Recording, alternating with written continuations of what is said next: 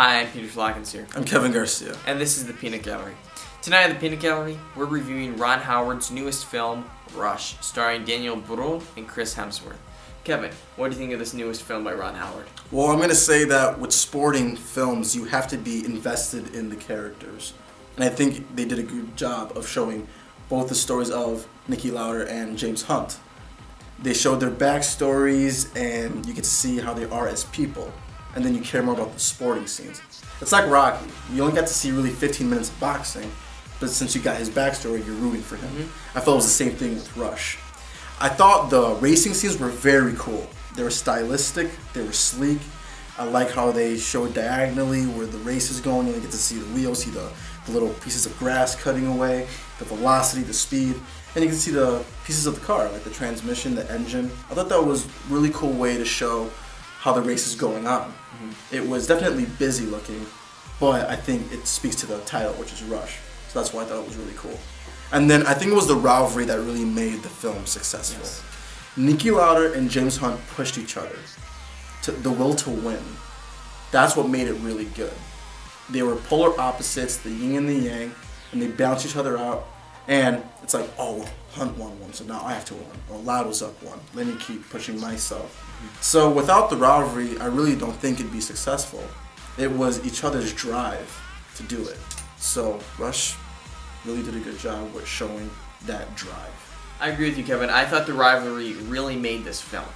Niki Lauda was calculated by the numbers, by the percentages, and very mechanically oriented. Yes, he was. While James Hunt, on the other hand, raced all for the sake of living.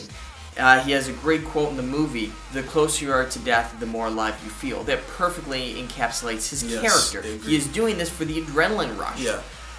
And I really like that. You had two philosophical arguments going on during the races. This wasn't just about winning. This was about which philosophical theory was correct. Yeah. And I really enjoy that subtext. However, I felt that their backstories actually were a little bit rushed, no pun intended. I felt that we could have seen a little bit more of them in the Formula 3.